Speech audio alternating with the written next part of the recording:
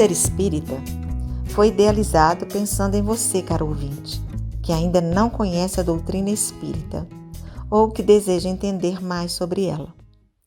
Para alcançarmos este objetivo, trazemos em cada temporada temas importantes que são analisados por companheiros do Espiritismo que possuem vasto conhecimento sobre os assuntos tratados. E hoje não é diferente.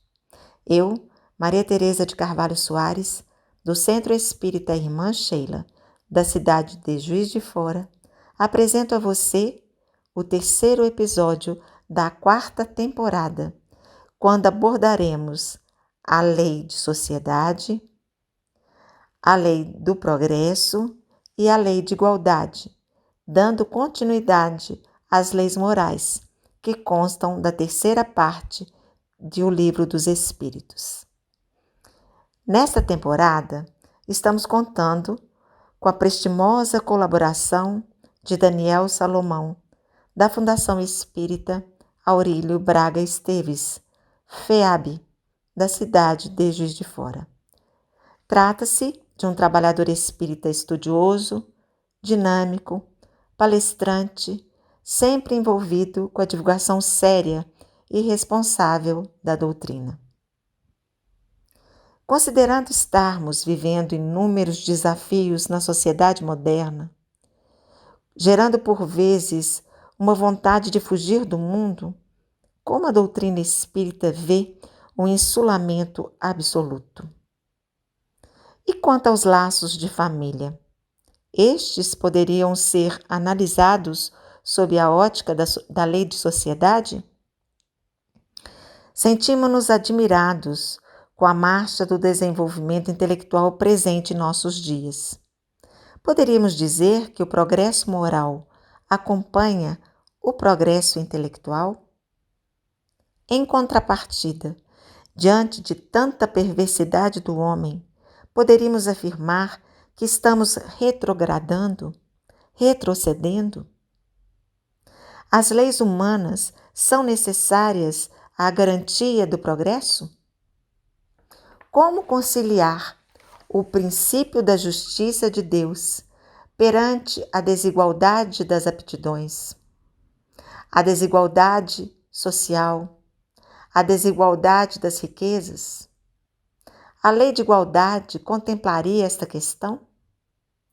Existe igualdade dos direitos do homem e da mulher? Por que a mulher é mais fraca fisicamente do que o homem?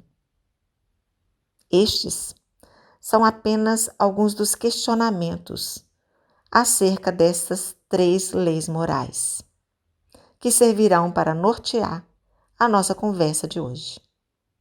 Daniel, seja muito bem-vindo ao terceiro episódio da quarta temporada. O desafio de tantas perguntas, tantas dúvidas estão postos. O espaço é todo seu.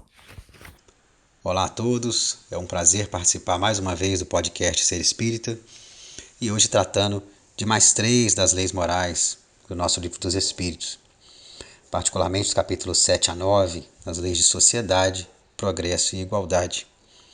Em relação a essa primeira, o que me vem imediatamente é a recomendação de Jesus do amor ao próximo como a nós mesmos, porque justamente é esse o mandamento maior da vida em sociedade. Se nós, nos primórdios da evolução humana, buscamos nos reunir, viver em conjunto por motivos de proteção, hoje, com o desenvolvimento da nossa relação, da questão civilizacional mesmo, hoje essa nossa relação é basicamente complementar. Cada um de nós tem as suas experiências, tem a sua bagagem, tem a sua contribuição a dar à sociedade. Então, nessa relação entre nós construímos uma vida mais confortável, pelo menos deveríamos caminhar nessa direção, para todos nós. Quando nós, às vezes, observamos algumas iniciativas do isolamento, da fuga dessa sociedade, é importante que aquele que toma essa decisão reflita sobre os seus motivos. Porque se muitas vezes, para a pesquisa, para o trabalho, para a prática da caridade mesmo, é necessário e importante o isolamento, isso não pode ser pensado a longo prazo. Deve-se sempre fazer uma reflexão sobre se não há motivos egoístas por trás disso, quando na verdade a verdadeira alegria da vida, né, quando a gente se relaciona nas bases que Jesus nos apresenta, é efetivamente a da vida em sociedade. Esse capítulo ainda aborda o coração, a essência, a célula base de qualquer sociedade, que é a família, chamando a atenção para essa escola que é a convivência familiar, em que a gente vai lidar com pessoas que já têm afinidades construídas, com pessoas em que há laços a serem reatados, ou com pessoas com as quais nós temos a oportunidade de construir novas relações. Tudo isso a gente desenvolve na vida em família. Então, como nós colocamos, é uma escola de paciência, uma escola de tolerância, mas também fonte de alegrias inesquecíveis e fundamentais para o nosso coração. O capítulo seguinte nos propõe uma visão extremamente otimista, que é a visão cristã, que é a visão espírita, que é uma visão de progresso, de desenvolvimento, de evolução. Quando Allan Kardec vai nos falar da lei de progresso, o que ele vai nos trazer inicialmente é que esse desenvolvimento ele é incessante, sem possibilidade de regresso. Muitas vezes, quando a gente olha de forma precipitada para a situação planetária, a gente pode até concluir que não está havendo evolução ou que está havendo regressão em alguns aspectos, mas na verdade o problema está na nossa incapacidade de uma visão global, ou mesmo o nosso costume de olhar a partir de janelas de tempo muito estreitas. Porque quando a gente abre o nosso olhar, a gente vai perceber de forma automática a evolução da humanidade em vários aspectos. Nesse sentido, os espíritos vão nos falar de evolução moral, vão nos falar de evolução intelectual, deixando claro que essa questão intelectual, a segunda, ela é fundamental porque o seu desenvolvimento é o que nos permite discernir o bem do mal. Então, a partir do desenvolvimento, pelo estudo, pelas experiências de qualquer tipo, que vão fortalecendo a nossa inteligência, a gente consegue com mais maturidade desenvolver o nosso livre-arbítrio, fazer as nossas escolhas e, naturalmente, aos poucos, fazer as melhores escolhas, aquelas escolhas que estão alinhadas com as leis divinas. Nesse sentido, os espíritos vão destacar também a questão do egoísmo, enquanto grande obstáculo ao progresso.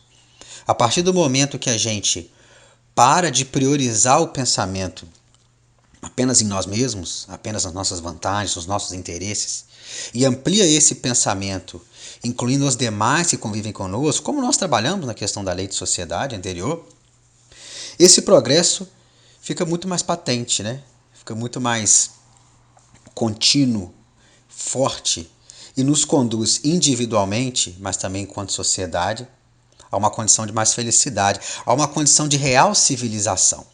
Os espíritos vão chamar a atenção para o fato de que muitas vezes nós nos consideramos como num topo, ou no ápice de um processo civilizatório, quando na verdade há muitas coisas a se desenvolver, principalmente no campo moral. Quando a gente tiver uma preocupação, uma ação mais igualitária, como nós vamos tratar daqui a pouquinho, mais inclusiva, mais empática, aí assim a gente vai poder se dizer um desenvolvimento civilizacional mais profundo.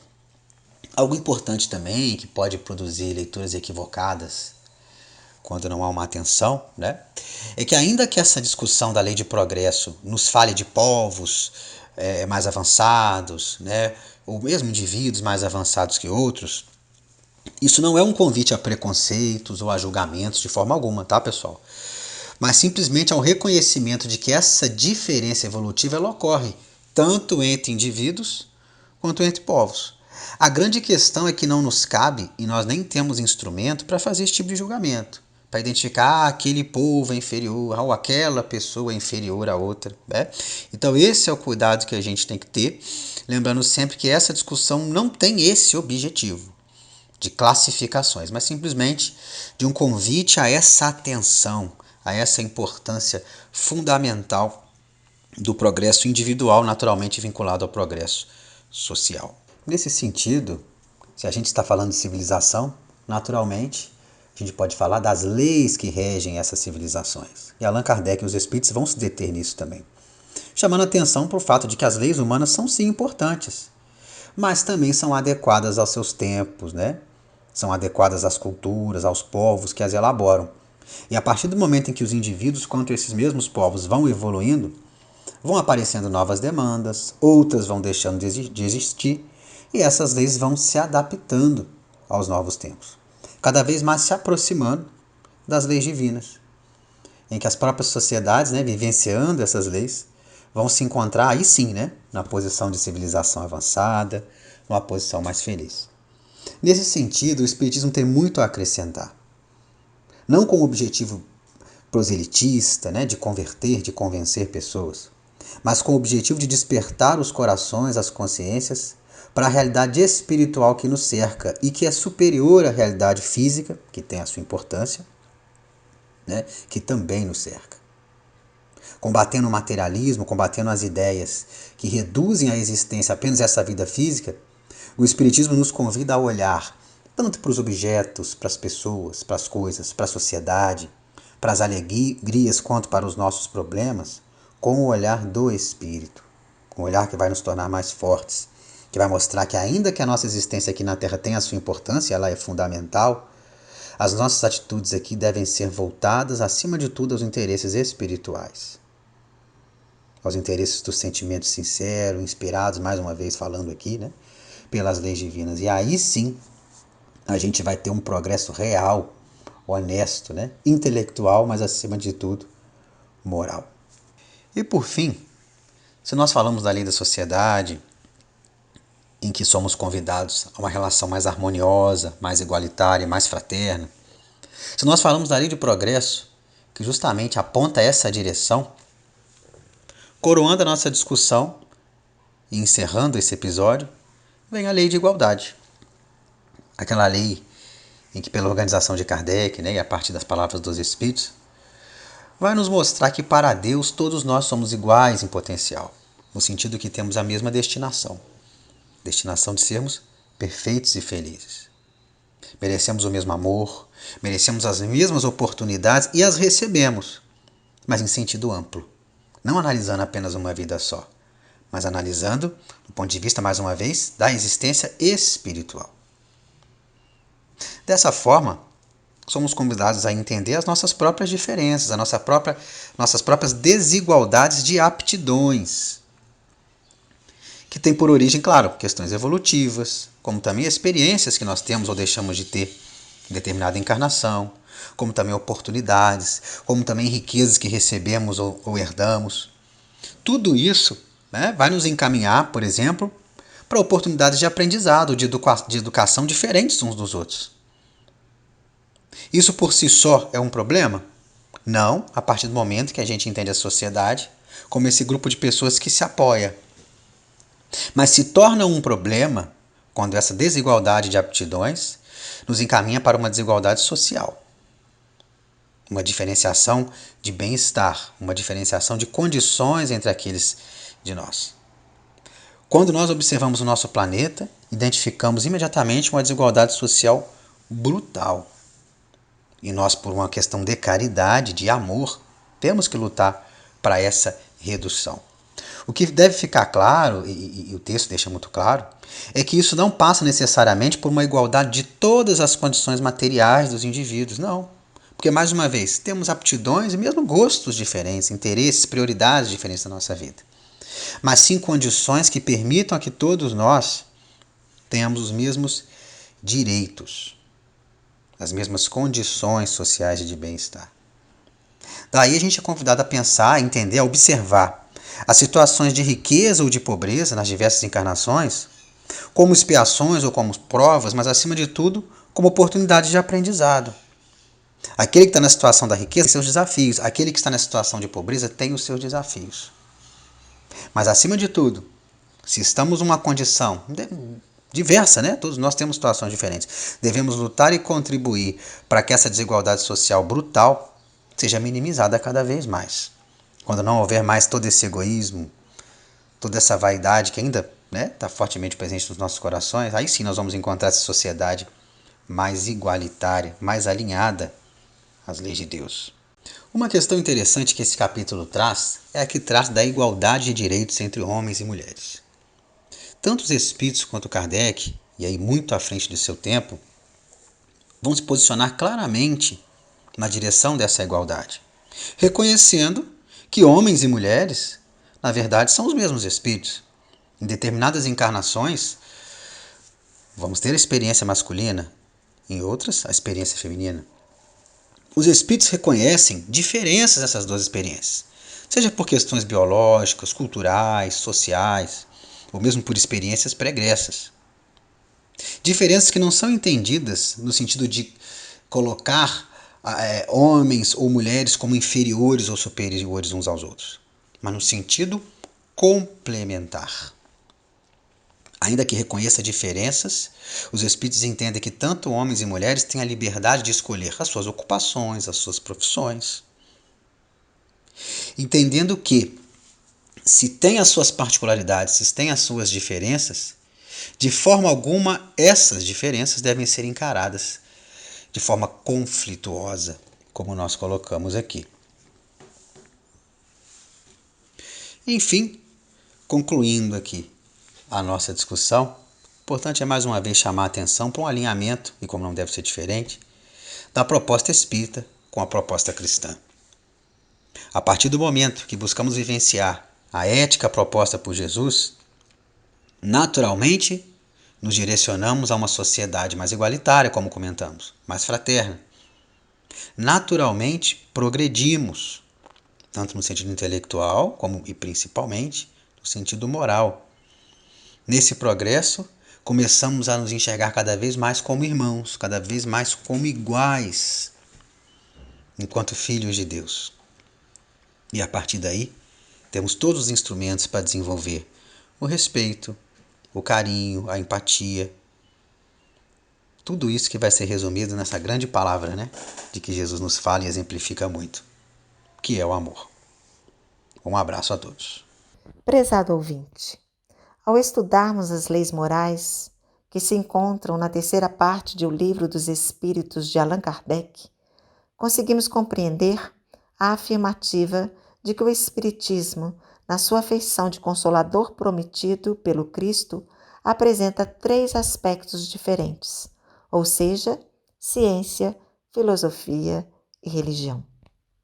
O Daniel, em sua exposição sobre as leis de sociedade, de progresso e de igualdade, foi muito claro, principalmente quando enfatizou o alinhamento da proposta espírita com a proposta cristã trazida por Jesus.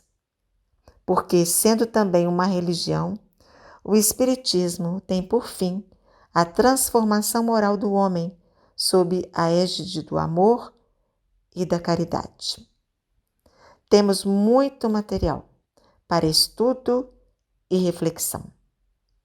Quero agradecer muitíssimo o nosso companheiro que nos trouxe tanto esclarecimento sobre estas 3 leis morais. Leis essas que requereriam bastante tempo para serem conhecidas. E você, Daniel, conseguiu, sem prejuízo do conteúdo, fazê-las compreendidas e conhecidas no curto tempo de que dispunhamos. Mais uma vez, o nosso muito obrigado e o aguardamos no 4º e último episódio da temporada do Ser Espírita, para que você nos fale sobre a lei de liberdade, a lei de justiça, amor e caridade e sobre a lei da perfeição moral. Ouvinte querido, contamos com a sua presença no nosso próximo encontro. Muita paz.